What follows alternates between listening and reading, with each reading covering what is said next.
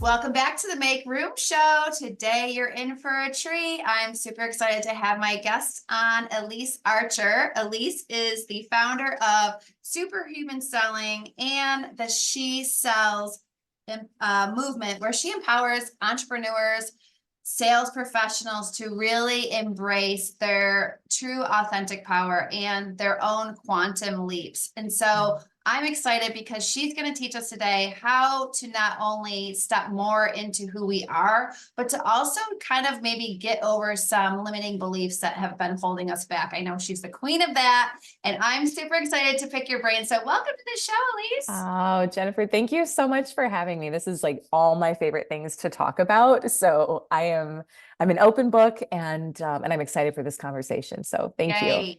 I'm super Yeah. excited. Basically you used to coach for a corporation, right? Before you went off on your own. And Mhm. I kind of want to start there because I've been thinking more and more about that recently. I've kind of done the coaching on my own, not for a company. So I kind of wanted to start there because I feel like that's probably where you learned a lot. And I want you to take us back to you're working for this company. How did that serve you? And then when did you decide to go out on your own? Oh my gosh. Yeah, it's been a long and winding road for Mhm. sure. As they all And are, as they right? all are, right? Yeah, as Yeah. they all are, sure. So, and even before then, I'd been in corporate doing sales, not coaching, but this is like an embarrassing fun fact. My first big girl sales job, I'm using air quotes if you're not watching the video, I sold yellow pages. So that I always feel like really old when I Yeah. when I share that. A Yeah. lot of your listeners probably like don't even know what that is, or they're embarrassed to admit that they know what it is. But moved from there to selling digital media and doing things that are actually current, and kind of rose up the ranks, and was always a top performer. And then to what you were sharing, Jennifer, I decided I wanted to go into sales coaching because I was good at it and I wanted to help other people. And I got connected and partnered with a really large 8-figure international sales coaching organization. And I spent not many, maybe 3 or 4 years there, became a partner in that company, again, rose up the ranks there.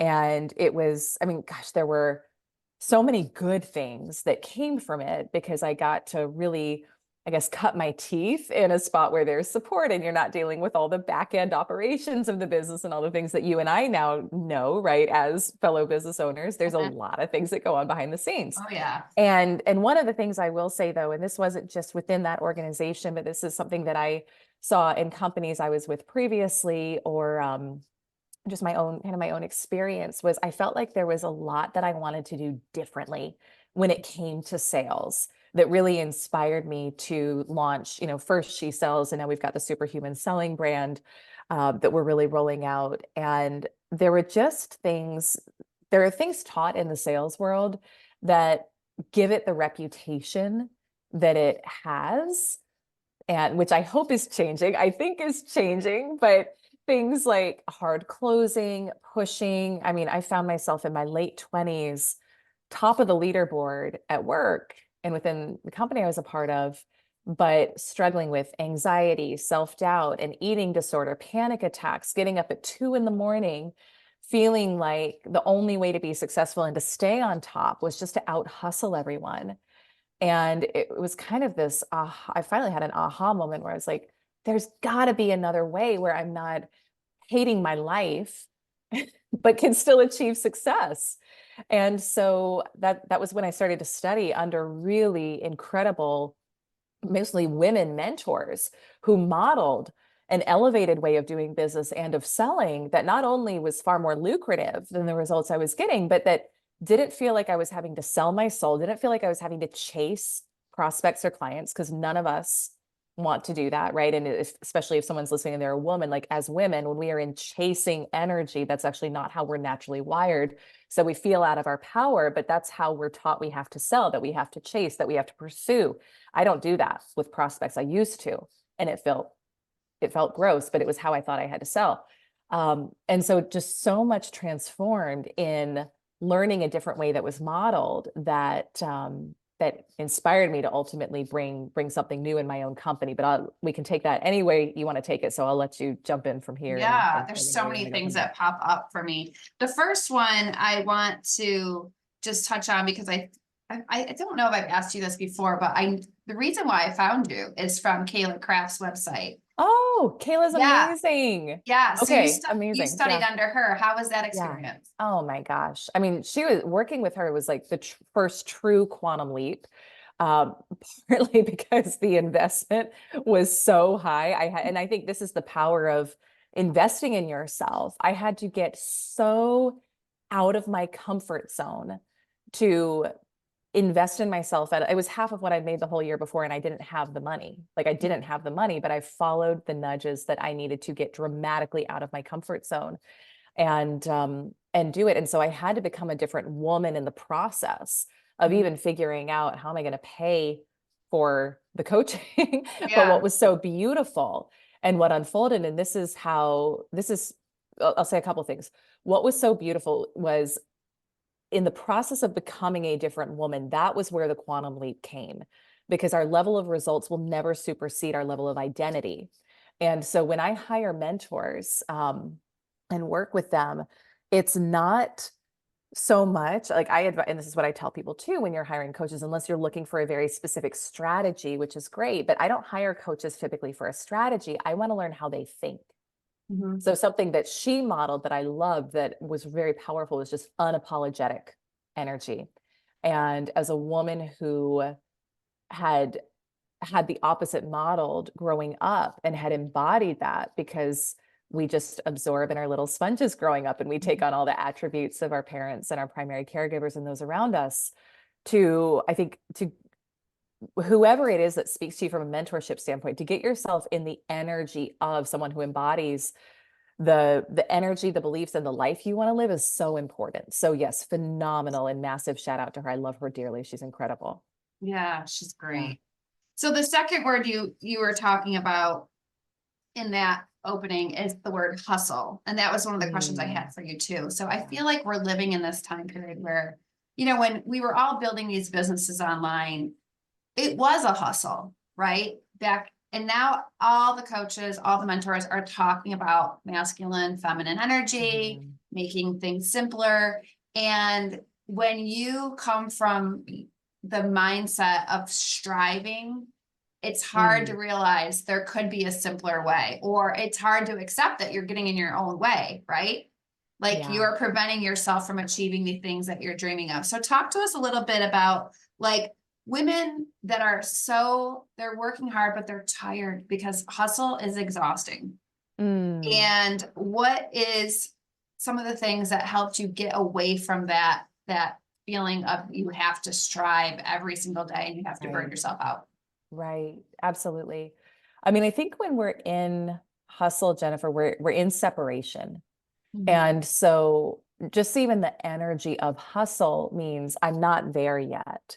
Mhm. So I have to work really hard and outpace everyone else to get to where I want to go. And so inherent in that energy is an energy of lack.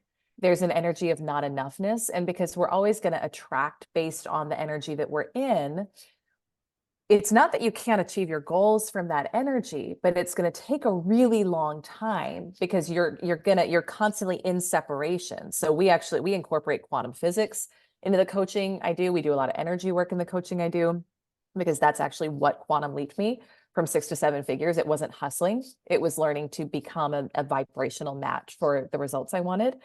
And it was actually less action as well, which I think is important.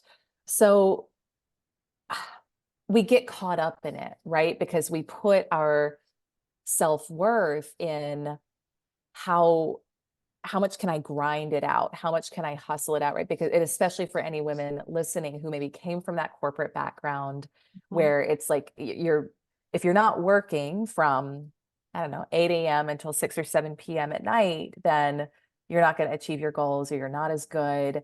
And as a mom now, I know we were connecting in the pre-chat about your kids, and mine are younger. I'm a mom of two littles under 4 right now, two little boys. It's like I work 3 days a week. I don't work full days on those days either. Now I do and I love my work. Like I could work all the time. I love it. I really do. It's my other baby. But I got other babies too. Yeah. And so I've been able to build a very successful organization and company that's changing the world, not by hustling, but through intention and through doing the inner work first. And so neuroscience tells us that 95 to 98% of our results in our life come from our programmed identity of who we are, how much money we're worthy of making, how people respond to us, what we can and can't do. So when I learned, and so I've studied a lot under like Joe Dispenza, I study a lot of Bob Proctor too. And so I really appreciate that type of work. When I learned that and shifted the focus from just the external hustle and realized that it was more about who I was being and did I feel worthy of what I wanted, that's when everything shifted. So it's not that you're not taking action towards your goals, you are, but it's aligned action and it's stretchy action usually. I was texting with my mastermind about this morning. I was like, I want everyone to do one uncomfortable thing today that the old version of you would not have done. So it's that type of thing, but it's not hustle energy. Yeah. If I can add one other thing in there too, there's a concept that we teach now in the community called selling from wholeness. And I think when we're in hustle and we're going for our goals in our business from an energy of not enoughness, then because the energy we do a thing determines the outcome of a thing, we're always going to get that type of result. We're going to get results that are not enough. We're going to get clients who don't appreciate us. We're going to get people who don't respect boundaries. So when we do the inner work first to feel whole and good and worthy and abundant, regardless of what physical 5D senses are telling us, and we sell from that place where we're not attached to whether somebody buys from us or not, because we know we're good enough no matter what. We also know we're going to achieve our goals no matter what, because we're doing the inner work to be a match for it. Life changes dramatically. You will sell far more. You will generate much more money, but it's not going to feel like a hustle. It's going to feel like an of course, because this is just who I am. Does that make sense? Yeah, 100%. I love that. Yeah. When you are talking about being a vibrational match, talk to the listener that is tuning in and it's kind of like, yeah, that sounds awesome. I want to be that person. Where do I even start? Like, what's some tangible tips that you did in your life to even get your brain to train in a different way and stop going to the old habits? Oh my gosh. Yeah. And this is the work. Like I do this every single day, because this is what actually moves the needle and what matters. So I'll tell you what I have our clients do when they first come into the community. And I'm doing, like I said, I'm doing the same thing myself every day. So people get manifestation mixed up. They get vibrational match mixed up because they think, oh, I just think about what I want and I get it. No, in this life, we don't get what we want. We get what we are. So it's not enough to say, That's I want, good, girl. oh, That's it's true. And so say it again. Yeah, you don't get what you want in life, you get what you are. I love that. Yeah. So this is why, I used to like do the vision boarding thing and put stuff on the board. And then I would look at it and I'd be like, okay, I'm ready. Where is it? $1 million house, the Louis purse. I don't know. I'm looking at it. I'm wanting it. Right. And want also means separation. Want means I don't have it. So this is really important because the person who has it doesn't want it. She's like, it's here. Why do I need to want it? It's already here. So it's all these little nuances that make the biggest difference.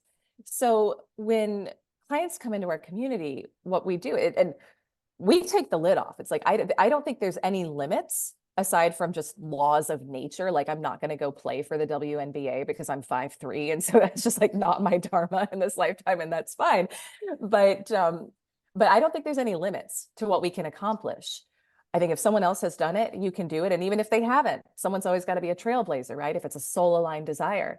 So we have you come in and it's like, if there were no consequences or limitations, what's happening for you in your career, in your life, in your money, all of it. I want all of it to be what you want it to be. And then from there, we look at, all right, well, who is the person who has that? So this is super sexy. Jennifer, we have them make a spreadsheet. Actually give them a spreadsheet. And I love it's a good your, I love it. I bet you probably have a good appreciation for it, right? With what you Yeah. do. I love a spreadsheet too. So we call it old personality versus new personality. So what is your personality comprised of? Dr. Joe Dispenza talks about this. It's your thoughts, your feelings, and your actions. And this is his quote. He says, your personality determines your personal reality. So we look at, for the goals that you want to achieve, for the life that you want to have, what would be the thoughts, feelings, and actions of someone who has that result? And we get them all down. So I make different columns on the spreadsheet, and you can do this on a note on your phone. I take notes on mine everywhere. I've got a spreadsheet, but then I'll be like, oop, I need to write that down. It's just, they're everywhere. So I'm, like I said, I'm doing this all the time too. And we want to get really conscious to that, right? So let's say what's a typical goal for someone in your audience? What's something they would love?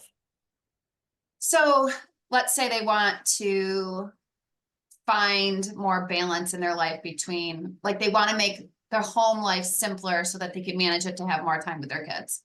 Amen. Oh my gosh, I feel that so much. I was talking to my husband last night. We just moved to a new spot. I was like, we're getting a house. We had a chair. We're getting laundry service. We're getting all the things which we had before, and we haven't since we've gotten resettled. It's like this is nuts to be trying to do all this stuff on our own. It's a So lot. yes, I feel that. Okay, Yeah. so what you would want to do is go to that end result and say, for someone who has that balanced home life where you have more time to be present and enjoy your kids, your family, and things are flowing and in order in the home and they're in harmony. What are the thoughts? The thoughts probably aren't like, oh man, this is so disorganized, right? The thoughts are, I really appreciate how beautiful my home is. What are the feelings?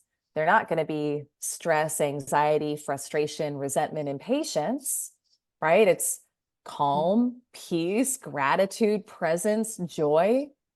And then what are the actions of someone who has that life? Hiring you, right? And doing your programs or listening to the podcast or getting things in order. So we want to get clear on what that is and write that down. And then again, because we don't get what we want, we get what we are. We now have to get conscious too. Well, how have I not been showing up like that person yet? And so we want to start to notice, what are the thoughts that I think on autopilot every single day that, just by the way, just because you think a thought, it doesn't mean it's true, but what are the thoughts I've been thinking on autopilot every day that someone there wouldn't be thinking? What are the feelings that I'm emotionally addicted to in my body that I keep living in this reality again and again, and write them down, get conscious to the old feeling state that feels like you, but doesn't have to be who you are. And then we want to also look at, what are the actions that I'm taking that aren't in alignment with the woman or man who would be there. And then from there, the job is to start shifting into that new person, and you will do different things and you will stretch and you will, the way I would think about it is decision making as the end result. What decision would you make from the standpoint of my goal is already achieved? And you start practicing that every day. And it's just a matter of time until you'll actually have that result. Yeah. And I feel like the spreadsheet is a great idea because of the fact that you can have defaults to go to, like, no, instead of thinking this thought when you wake up to today, like my house is a disaster, right? Yeah. I am becoming an organized person. Like, have something to replace it with already on there, because your brain is on default. Yes. And this spreadsheet can just remind you of what to replace it with. Like, take off that record off the record player and put this record on.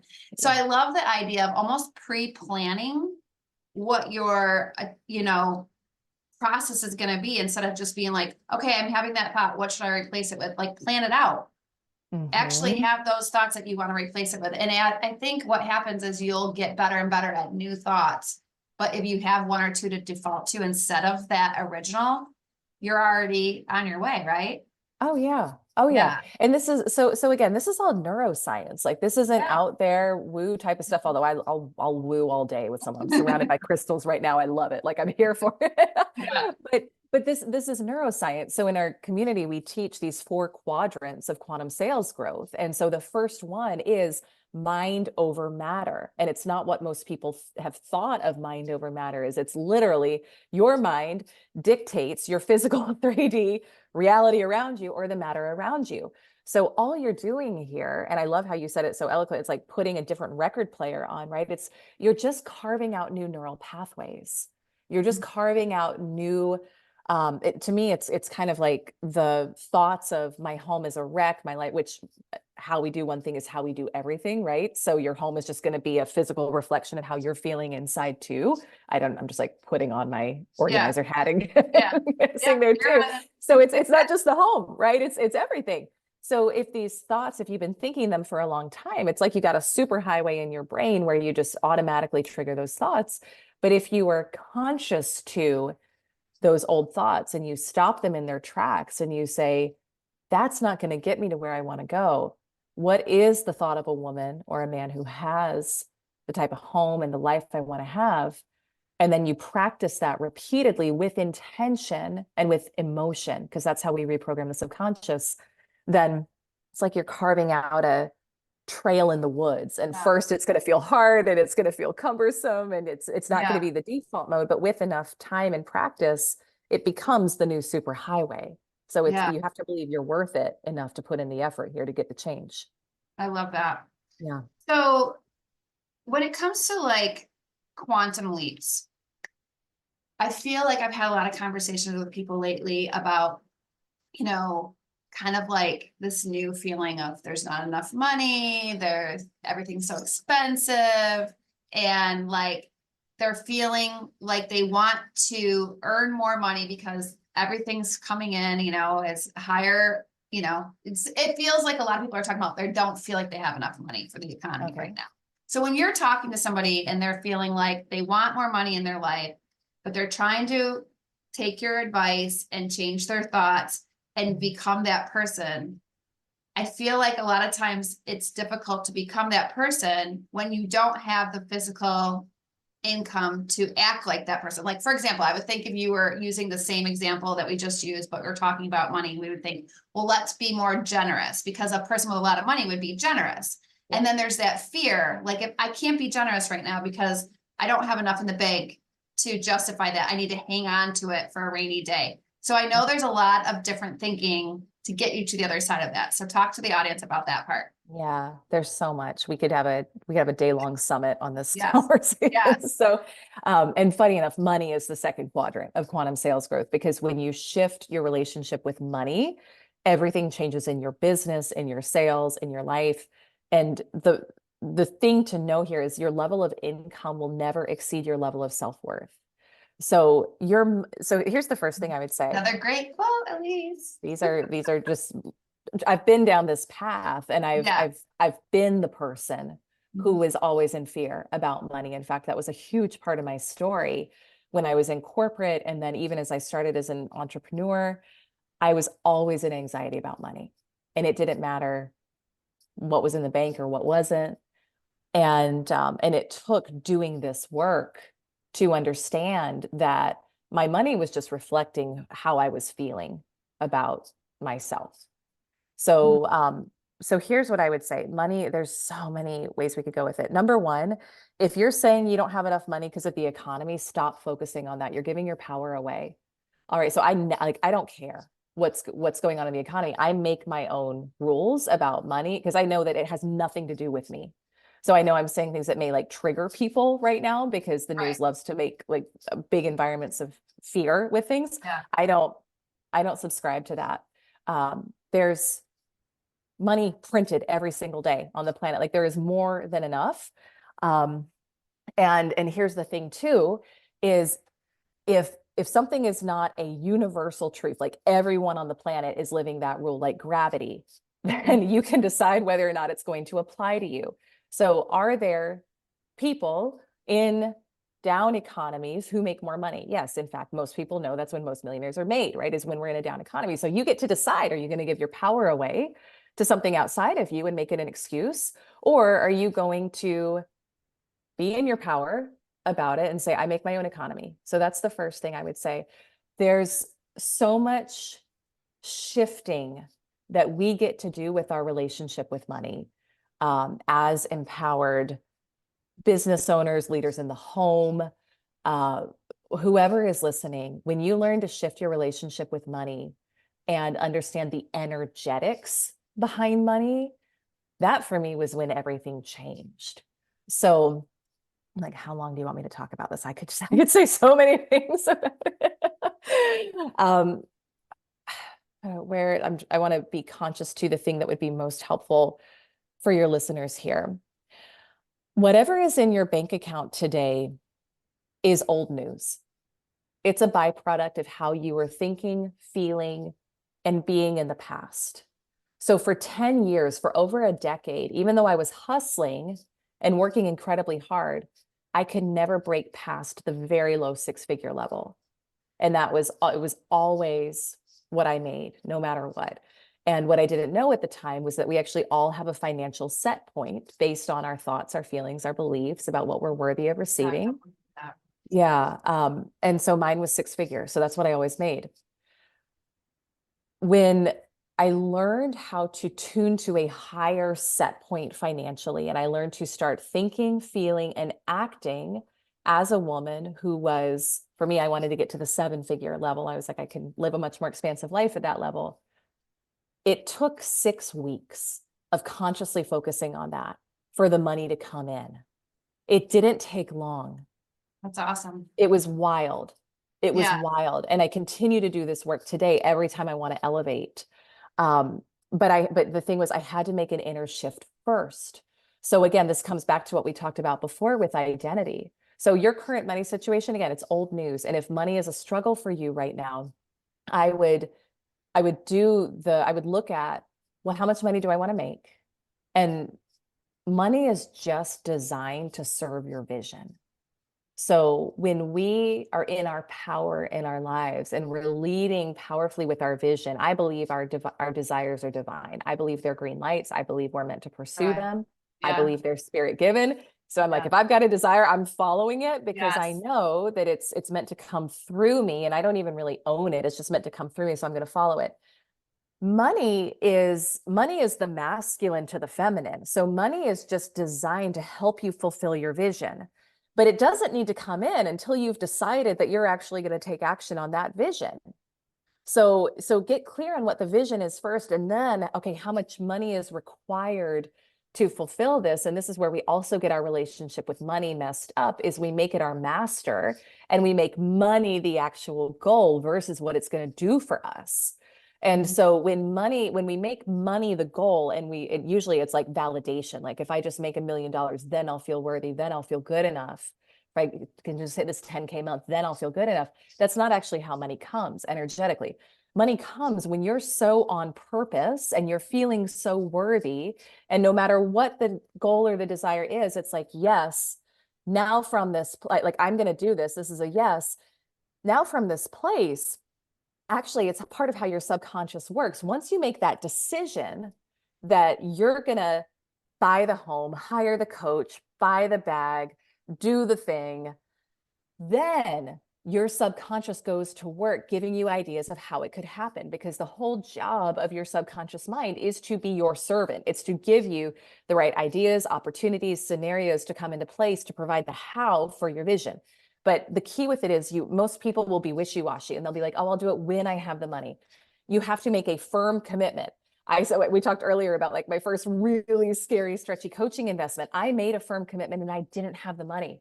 I put 20 grand down, which is just a deposit. I put it down on a credit card, and I was like, I don't know how I'm going to do the rest, but I'm going to figure it out from that place. Then my subconscious went to work figuring out, oh, she's serious. Okay, let's give her some ideas of action she could take and things she could do to go from having $100,000 years to $100,000 months. But it has to be a firm commitment, because your brain is lazy and it wants to conserve energy. And so it won't go to work, like, giving you the ideas unless it knows you're serious. But you can embody generosity in so many different ways. You can embody abundance in so many different ways that that whether it's like with your time, whether it's with your energy, even if if you're looking to shift from scarcity to abundance, just take a look at the natural world around you. You and I are both in the Northeast. I'm looking at an abundance of snow Yeah. right now. Yeah. There's an abundance of everything on our planet. So this is, again, I don't want to like take over the rest of the conversation with this unless you want to, because I could.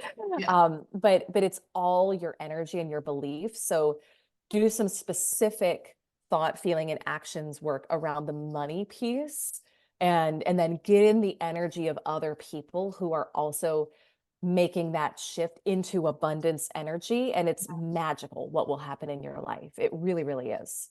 I love that. That is so well said. And I feel like that will really lift people and inspire people. So thank you for that.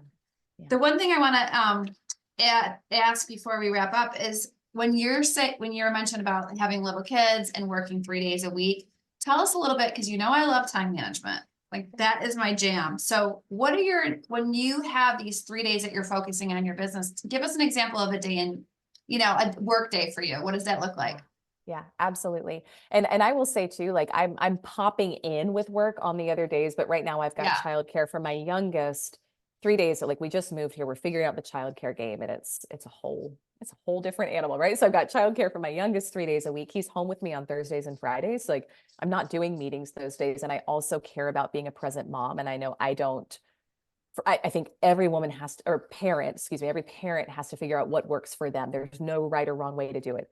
For me, I feel disjointed if I'm trying to like mom and also work on my business at the same time, and he's wanting to play with me. So it doesn't work for me. But again, find what works for you. You have to. With that being said, I have my current schedules. I have 3 like actual on days in the business, typically working like 9:30 to I leave by like 3 to get them. And I take a break during the day. I have lunch. So normally, and I'm disciplined too. So I will say this, I'm not lounging during the day while Yeah. but I'm in an energy. Times. Yeah. But I'm in an energy of ease, but very like focused energy while I'm in my day. So typically, and every week is a little different, because if we're doing a live event, then there's that, and that's a different week. Like we're hosting a retreat in Florida in about a month, so there's that. So that'll be different. But right now, the way that it's structured is like Monday is team mostly. So Monday is team, internal meetings, planning. Tuesday is media interviews, sales calls, high level opportunities. And then Wednesday is my delivery day. So Wednesday is typically our group coaching, then private coaching clients in the afternoons. And that's pretty much the flow. Now, I also most mornings I call it my daily CEO time. So I'm an early riser, and some days that's easier than others because our littlest is 11 months and his sleep schedule is wild right now. So last night he was up climbing over me in bed pretty much all night. I was trying to get him to sleep and he's like sick, and it was not a great night of sleep. I'm going to be honest, but it's okay because sometimes this happens. But typically I am up around 3:30 in the morning, and I'm having my morning spiritual time. I know most people are probably like gagging as they hear 3 or 3:30, but I'm going to bed by 8 or 9. So I'm not sleep deprived, except for from last night. That's not typical though. But I'm up, I'm having my morning me time. I pour into myself first. And then for about an hour in the mornings, it's like my daily CEO time, usually from about 4:30 to 5:30. And again, this is just this is the season of life I'm in right now. And it'll no doubt shift as they get older. But I also quite like early mornings. I feel like that's like my me time. And I'm doing like the critical things for the business during that time as a leader, doing sales follow up. So to me, that helps me feel like I've got my day set in the mornings.